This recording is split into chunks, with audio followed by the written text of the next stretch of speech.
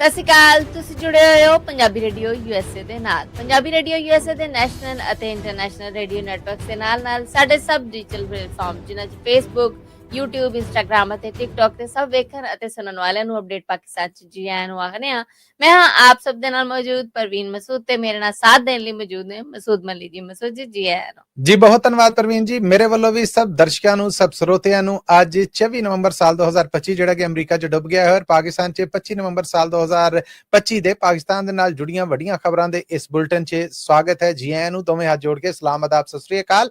ਹਫ਼ਤੇ 'ਚ 5 ਦਿਨ ਮੰਡੇ ਟੂ ਫਰਾਈਡੇ ਇਹ ਖਬਰਾਂ ਅਸੀਂ ਲੈ ਕੇ ਆਉਂਦੇ ਤੁਹਾਡੇ ਵਾਸਤੇ। ਇਹਨਾਂ ਖਬਰਾਂ ਨੂੰ ਸਪਾਂਸਰ ਕਰਨਾ ਹੋਏ ਤਾਂ ਸਾਡਾ ਟੈਲੀਫੋਨ ਨੰਬਰ ਹੈ ਜੀ 408 272 5200 4082725200।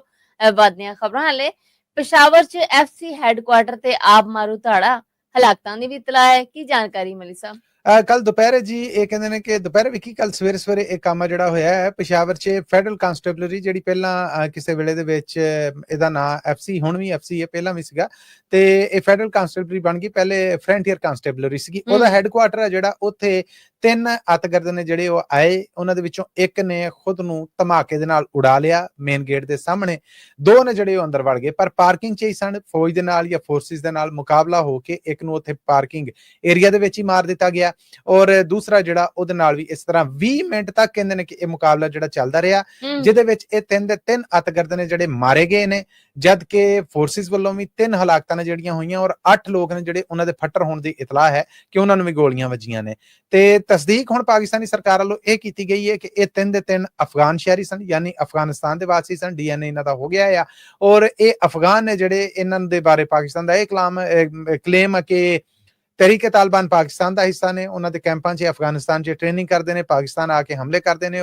ਇਸ ਸ਼ਹਿਰ ਨੂੰ ਭਾਰਤ ਸਪਾਂਸਰ ਕਰਦਾ ਹੈ, ਇਹਨਾਂ ਦੀ ਮਾਲੀ ਔਰ ਹਰ ਤਰ੍ਹਾਂ ਦੀ ਮਦਦ ਕਰਦਾ ਹੈ।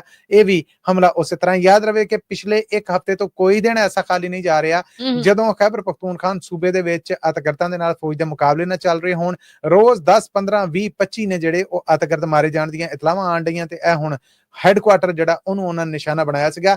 ਸਰਕਾਰੀ ਪੱਧਰ ਤੇ ਪਾਕਿਸਤਾਨੀ ਸਰਕਾਰ ਕਹਿ ਰਹੀ ਹੈ ਕਿ ਹਮਲਾ ਨਾਕਾਮ ਬਣਾ ਦਿੱਤਾ। ਨਾਕਾਮ ਹਮਲਾ ਤੇ ਉਹ ਹੁੰਦਾ ਹੈ ਕਿ ਜਿਹੜਾ ਹੋਣ ਤੋਂ ਪਹਿਲਾਂ ਰੋਕ ਦਿੱਤਾ ਜਾਏ। ਇਹ ਤੇ ਹਮਲਾ ਹੋ ਗਿਆ ਔਰ ਉਸ ਤੋਂ ਬਾਅਦ ਦੋਵੇਂ ਪਾਸਿਓਂ ਹਲਾਕਤਾਂ ਵੀ ਹੋਈਆਂ ਨੇ ਤੇ ਇਹ ਕੰਮ ਜਿਹੜਾ ਉਹ ਖੈਬਰ ਪਖਤੂਨਖਵਾ ਸੂਬੇ ਦੇ ਵਿੱਚ ਖੂਨ ਖਰਾਬੇ ਵਾਲਾ ਜ਼ਰਾ ਵਾਵਾ ਖਰਾਬ ਹੀ ਹੈ ਪ੍ਰਵੀਨ ਜੀ।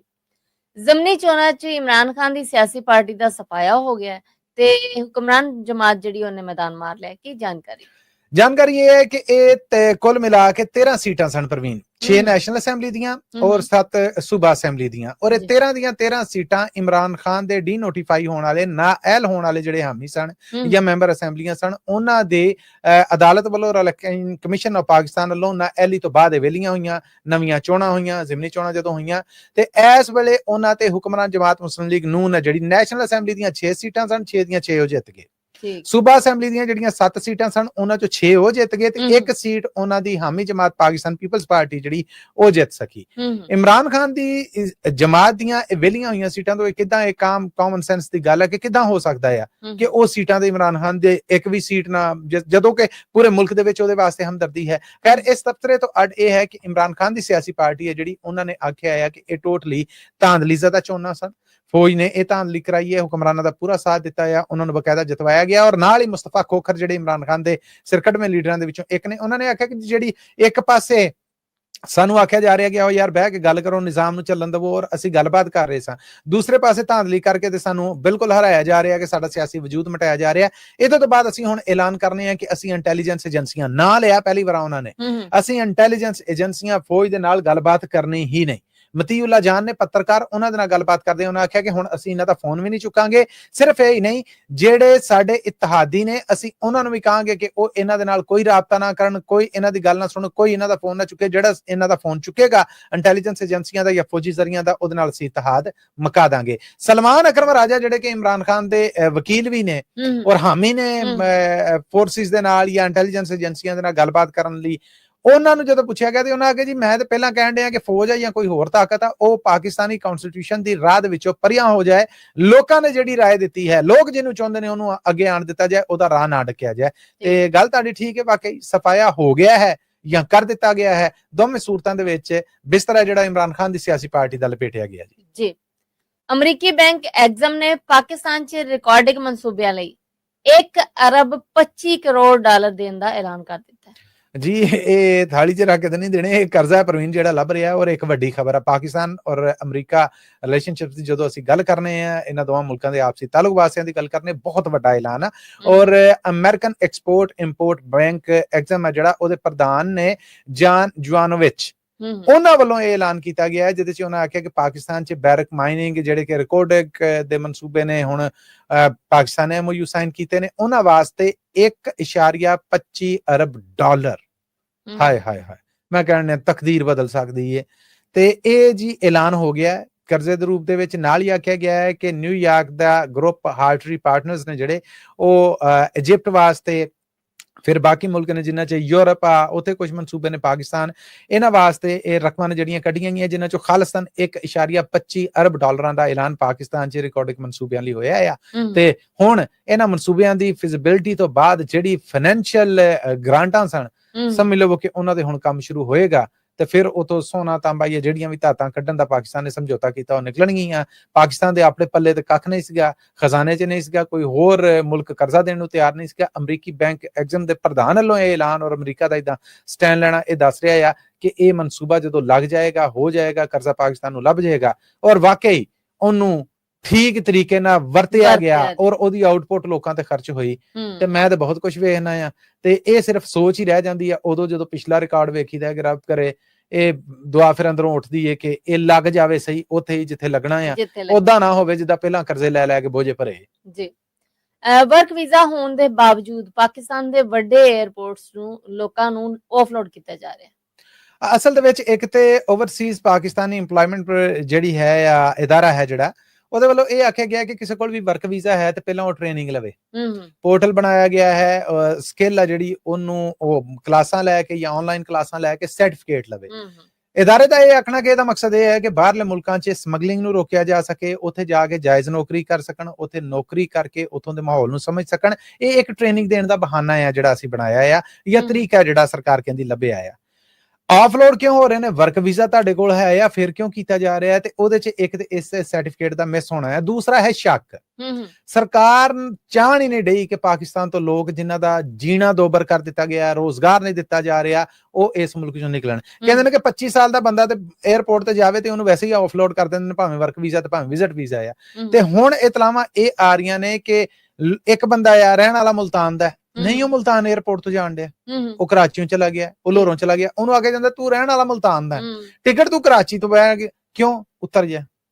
ਇੱਕ ਬੰਦਾ ਹੈ ਜਿਹੜਾ ਉਹ ਰਹਿਣ ਵਾਲਾ ਸਾਹੀਵਾਲ ਦਾ ਆ, ਉਹਨੂੰ ਮੁਲਤਾਨ ਨੇੜੇ ਪੈਂਦਾ, ਉਹਨੂੰ ਕਿਹਾ ਤੂੰ ਲਾਹੌਰ ਦੀ ਟਿਕਟ ਲਈ ਆ ਜਾ।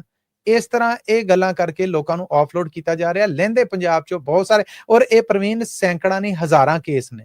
ਲੋਕ ਡਰਦੇ ਆਪਣਾ ਨਾਂ ਨਹੀਂ ਦੱਸਣ ਦੇ ਕਿ ਅਸੀਂ FIA ਦੀਆਂ ਨਜ਼ਰਾਂ ਦੇ ਵਿੱਚ ਆ ਜਾਣਾ ਜੇ ਸਾਡਾ ਫੇਰ ਕੰਮ ਬਣਿਆ, ਤੇ ਉਹ ਸਾਡੀਆਂ ਇਹਨਾਂ ਕੀਤੀਆਂ ਗੱਲਾਂ ਨੂੰ ਜਿਹੜੀਆਂ ਮੀਡੀਆ, ਅਖਬਾਰਾਂ, ਰੇਡੀਓ, TV ਤੇ ਆਣ, ਉਹਨਾਂ ਕਾਰਨ ਸਾਨੂੰ ਫੇਰ ਨਾ ਰੋਕ ਲੈਣ। ਸੋ ਇਸ ਸਹਿਮ, ਇਸ ਡਰ ਤੋਂ ਲੋਕ ਆਪਣਾ ਅਸਲੀ ਨਾਂ ਤੱਕ ਨਹੀਂ ਦੱਸਦੇ, ਕੈਮਰੇ ਦੇ ਸਾਹਮਣੇ ਨਹੀਂ ਆਉਂਦੇ। ਪਰ ਆਖਿਆ ਜਾ ਰਿਹਾ ਹੈ ਕਿ ਇਹ ਗਿਣਤੀ ਹੈ ਜਿਹੜੀ ਹਜ਼ਾਰਾਂ ਤੋਂ ਲੱਖਾਂ ਤੱਕ ਅੱਪੜਨ ਵਾਲੀ ਹੈ, ਜਿਹਦਾ ਕੋਈ ਆંકੜੇ ਨਹੀਂ ਹੈ, ਕਿਉਂਕਿ ਕੋਈ ਰਿਕਾਰਡ ਤੇ ਰੱਖਿਆ ਨਹੀਂ ਜਾਂਦਾ ਕਿ ਕਿਹਨੂੰ ਆਫਲੋਡ ਕੀਤਾ ਆ। ਤੇ ਜੇ ਰੱਖਿਆ ਜਾਂਦਾ ਤੇ ਸਰਕਾਰ ਇਹੋ ਜਿਹਾ ਰਿਕਾਰਡ ਸ਼ੇਅਰ ਨਹੀਂ ਕਰਦੀ। ਪਰ ਕੰਮ ਕਹਿੰਦੇ ਨੇ ਕਿ ਵਾਹ ਵਧਿਆ ਆ। ਹੁਣ ਤੇ ਜੇ ਕੋਈ ਰਹਿਣ ਵਾਲਾ ਕਿਤੇ ਦਾ ਆ, ਕਹਿੰਦੇ ਨੇ ਕਿ ਜਦੋਂ ਵਰਕ ਵੀਜ਼ਾ ਤੁਹਾਡੇ ਕੋਲ, ਤੇ ਇੱਕ ਸਰਕਾਰੀ ਜ਼ਿੰਮੇਦਾਰ ਨੇ ਨਾਂ ਦੱਸਣ ਦੀ ਸ਼ਰਤ ਤੇ ਦੱਸਿਆ ਕਿ ਵਰਕ ਵੀਜ਼ਾ ਤੁਹਾਡੇ ਕੋਲ ਤਾਂ ਉਸੇ ਤੇ ਸਸਤੀ ਟਿਕਟ ਲੱਭਣੀ ਹੈ, ਪਰ ਤੁਸੀਂ ਦੂਰ ਤੱਕ ਦਾ ਸਫ਼ਰ ਕਰਦੇ ਜੇ, ਉਹਦੇ ਤੇ ਵੀ ਖਰਚਾ ਕਰਦੇ ਜੇ, ਫਿਰ ਟਿਕਟ ਵੀ ਮਹਿੰਗੀ ਲੈਂਦੇ ਜੇ। ਤੇ ਇਹਦੀ ਕੀ ਵਜ੍ਹਾ ਆ? ਇਸ ਸ਼ੱਕ ਕਾਰਨ ਅਸੀਂ ਲੋਕਾਂ ਨੂੰ ਲਾ ਦਿੰਨੇ ਵੀ ਜਦੋਂ ਉਹਨੂੰ ਵਰਕ ਵੀਜ਼ਾ ਲੱਭ ਗਿਆ ਆ, ਕਨਫਰਮ ਆ ਉਹ ਕੰਮ ਕਰਨ ਜਾ ਰਿਹਾ, ਤੇ ਫਿਰ ਇਹ ਤੁਕ ਬਣਦਾ ਨਹੀਂਗਾ। ਸੋ ਲੋਕਾਂ ਦੇ ਨਾਲ ਇਹ ਮੈਂ ਸਮਝਣਾ ਕਿ ਸਰਕਾਰ ਦੀ ਇੱਕ ਬਦਸਲੂਕੀ ਹੈ ਜਿਹੜੀ ਕੀਤੀ ਜਾ ਰਹੀ ਹੈ। ਲਾਹੌਰ, ਕਰਾਚੀ, ਇਸਲਾਮਾਬਾਦ, ਫੈਸਲਾਬਾਦ, ਇਹਨਾਂ ਸਿਆਲਕੋਟ, ਇਹਨਾਂ 에ਅਰਪੋਰਟਾਂ ਤੋਂ ਇਹੋ ਜਿਹੀਆਂ ਵੱਡੀਆਂ ਰਿਪੋਰਟਾਂ ਜਿਹੜੀਆਂ ਮਿਲੀਆਂ ਨੇ ਕਿ ਲੋਕਾਂ ਨੂੰ ਇਦਾਂ ਵੱਡੀ ਗਿਣਤੀ 'ਚ ਆਫਲੋਡ ਕੀਤਾ ਜਾ ਰਿਹਾ ਜੀ। ਪਾਕਿਸਤਾਨ ਸਪੋਰਟਸ ਬੋਰਡ ਵੱਲੋਂ ਅਰਸ਼ਦ ਨਦੀਮ ਦੇ ਕੋਚ ਸਲਮਾਨ ਬੱਟ ਤੇ ਸਾਰੀ ਜ਼ਿੰਦਗੀ ਦੀ ਪਾਬੰਦੀ ਲਾਈ ਗਈ ਸੀ। ਸੁਣਿਆ ਇਹ ਪਾਬੰਦੀ ਚੁੱਕ ਲਈ ਗਈ। ਅਸਲ ਦੇ ਵਿੱਚ ਹੁਣ ਅਰਸ਼ਦ ਨਦੀਮ ਹੋਣੇ ਨੇ ਜਿਹੜੇ ਉਹ ਚੰਗਾ ਪਰਫਾਰਮ ਕਰਕੇ ਆਏ, 골ਡ ਮੈਡਲ ਲੈ ਲਿਆ ਉਹਨਾਂ ਨੇ, ਇਸਲਾਮਿਕ ਗੇਮਸ ਨੇ ਜਿਹੜੀਆਂ ਉਹਨਾਂ ਚੋਂ ਵਾਪਸ ਆਏ ਨੇ। ਤੇ ਜ਼ਾਹਰ ਹੈ ਕਿ ਬੋਰਡ ਦੇ ਵਿੱਚ ਸਲਮਾਨ ਬੱਟ ਹੋਣੇ ਨੇ ਜਿਹੜੇ ਉਹ ਉਹਨਾਂ ਨੇ ਪਾਲਿਸ਼ ਕੀਤਾ ਇਹਨਾਂ ਨੂੰ, ਜ਼ਾਤੀ ਤੌਰ ਤੇ ਉਹਨਾਂ ਨੇ એનર્ਜੀ ਲਾਈ, ਉਹਨਾਂ ਸਿਰਫ ਨੌਕਰੀ ਨਹੀਂ ਕੀਤੀ, ਉਹਨਾਂ ਨੇ ਦਿਨ ਰਾਤ ਇੱਕ ਕੀਤਾ ਅਰਸ਼ਦ ਨਦੀਮ ਤੇ, ਫਿਰ ਉਹਨੇ ਆਪਣਾ ਆਪ ਵਿਖਾਇਆ ਵੀ। ਬਦਕਿਸਮਤੀ ਦੇ ਨਾਲ ਪਿਛਲੀਆਂ ਜਿਹੜੀਆਂ ਖੇਡਾਂ ਸਨ ਉਹਨਾਂ ਦੇ ਵਿੱਚ ਅਰਸ਼ਦ ਨਦੀਮ ਚੰਗੀ ਖੇਡ ਪੇਸ਼ ਨਾ ਕਰ ਸਕਿਆ, ਔਰ ਆਪਣੇ ਪਿਛਲੇ ਰਿਕਾਰਡ ਤੋਂ ਵੀ ਥੋੜੀ ਥਰੋ ਸੁੱਟ ਸਕਿਆ, ਜਿਹਦੇ ਤੋਂ ਬਾਅਦ ਪਾਕਿਸਤਾਨ 'ਚ ਸਲਮਾਨ ਬੱਟ ਦੇ ਮੁਖਾਲਫ ਸਨ, ਜਿਹੜੇ ਪਹਿਲਾਂ ਹੀ ਬਰਛੀਆਂ ਛੁਰੀਆਂ ਛਵੀਆਂ ਲੈ ਕੇ ਤਿਆਰ ਸਨ ਕਿ ਮੌਕਾ ਲੱਭੇ। ਉਹਨਾਂ ਆਖਿਆ ਕਿ ਜੀ ਅਸੀਂ ਮੰਗ ਕਰਨੇ ਆ ਕਿ ਇਹ ਕੀਤਾ ਜਾਏ, ਅਸੀਂ ਇਹ ਕਰ ਦਾਂਗੇ, ਧਮਕੀਆਂ ਦਿੱਤੀਆਂ, ਪ੍ਰੈਸ ਕਾਨਫਰੰਸ ਕੀਤੀ, ਜਿਹਦੇ ਤੋਂ ਬਾਅਦ ਇੱਕ ਇਨਕੁਆਇਰੀ ਹੋਈ। ਇਨਕੁਆਇਰੀ ਦੇ ਵਿੱਚ ਉਹਨਾਂ ਆਪਣੇ ਲੋਕ ਪਾਏ ਇਤਲਾਵਾਂ ਨੇ। ਉਸ ਤੋਂ ਬਾਅਦ ਸਲਮਾਨ ਬੱਟ ਤੇ ਪਾਬੰਦੀ ਲਾਤੀ। ਕਹਿੰਦੇ ਨੇ ਕਿ ਸਿਰ ਨੂੰ ਕਈ ਵਾਰ ਸਵਾ ਸਿਰ ਟੱਕਰਦੇ ਨੇ।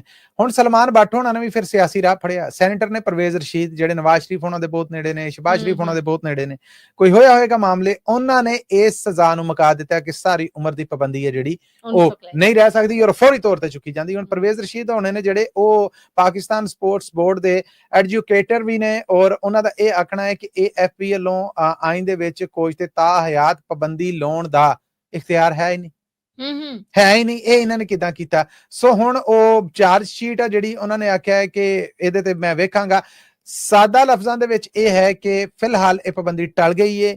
ਜੇ ਉਹ ਦੋਸ਼ੀ ਕਰਾਰ ਪਾਉਂਦੇ ਵੀ ਨੇ, ਉਹਨਾਂ ਤੇ ਲੱਗੇ ਇਲਜ਼ਾਮ ਸੱਚ ਸਾਬਤ ਹੁੰਦੇ ਵੀ ਨੇ, ਤੇ ਕੋਈ ਮੁਨਾਸਬ ਦੀ ਸਜ਼ਾ ਦਿੱਤੀ ਜਾਏਗੀ। ਪਹਿਲੀ ਸਜ਼ਾ ਜਿਹੜੀ ਸਖਤ ਸਜ਼ਾ ਸੀ ਉਹ ਟਲ ਗਈ ਹੈ ਜੀ। ਮਸੂਦ, ਇਹਦੇ ਨਾਲ ਹੀ ਸੀ ਆਪਣੇ ਸਰੋਤਿਆਂ ਕੋਲ ਲੈਣੀ ਇਜਾਜ਼ਤ, ਪਰ ਜਾਣ ਤੋਂ ਪਹਿਲੇ ਉਹੀ ਇੱਕ ਗੱਲ ਜਿਹੜੀ ਸੀ ਹਰ ਵਾਰ ਕਰੀ ਜਾਂਦੀ। ਇਹ ਖਬਰਾਂ ਤੁਹਾਡੇ ਵਾਸਤੇ ਪੰਜਾਬੀ ਰੇਡੀਓ USA ਦੇ ਨੈਸ਼ਨਲ ਔਰ ਇੰਟਰਨੈਸ਼ਨਲ ਰੇਡੀਓ ਨੈਟਵਰਕ ਦੇ ਨਾਲ ਸਾਡੇ YouTube ਚੈਨਲ, Facebook ਤੇ ਉੱਤੇ, TikTok ਤੇ ਔਰ Instagram ਤੇ। ਜੀ ਹਾਂ, ਪੰਜਾਬੀ ਰੇਡੀਓ USA ਦੇ ਸਾਰੇ ਡਿਜੀਟਲ ਪਲੇਟਫਾਰਮਸ ਤੇ ਵੀ ਇਹ ਖਬਰਾਂ ਪੇਸ਼ ਕੀਤੀਆਂ ਜਾਂਦੀਆਂ ਨੇ। ਇਹਨਾਂ ਪਲੇਟਫਾਰਮਸ ਨੂੰ ਜੁਆਇਨ ਕਰੋ, ਸਬਸਕ੍ਰਾਈਬ ਕਰੋ, ਘੰਟੀ ਦਾ ਬਟਨ ਦਬਾਓ ਤਾਂ ਜੋ ਤੁਹਾਡੇ ਤੱਕ ਤਾਜ਼ਾ ਬਤਾਜ਼ਾ ਅਪਡੇਟਸ ਪਹੁੰਚ ਸਕਣ। ਪਾਕਿਸਤਾਨ ਦੇ ਨਾਲ ਜੁੜੀਆਂ ਇਹ ਵੱਡੀਆਂ ਖਬਰਾਂ ਦਾ ਬੁਲਟਨ ਹੈ ਜਿਹੜਾ ਹਫਤੇ 'ਚ 5 ਦਿਨ ਮੰਡੇ ਟੂ ਫਰਾਈਡੇ ਅਸੀਂ ਤੁਹਾਡੇ ਲਈ ਲੈ ਕੇ ਆਉਂਦੇ ਹਾਂ। ਜੇ ਇਹਨਾਂ ਖਬਰਾਂ ਨੂੰ ਸਪਾਂਸਰ ਕਰਨਾ ਹੋਵੇ ਤਾਂ ਸਾਡਾ ਟੈਲੀਫੋਨ ਨੰਬਰ ਹੈ ਜੀ 408 272 5200 4082725200। ਇਹਦੇ ਨਾਲ ਹੀ ਅਪਡੇਟ ਪਾਕਿਸਤਾਨ 'ਚ ਸਾਨੂੰ ਦੇ ਇਜਾਜ਼ਤ। ਅਗਲੇ ਅਪਡੇਟ ਪਾਕਿਸਤਾਨ ਤੱਕ ਲਈ ਮੇਰਾ ਤੁਹਾਡਾ ਸਾਡਾ ਸਾਰਿਆਂ ਦਾ ਰੱਬ ਰਾਖਾ।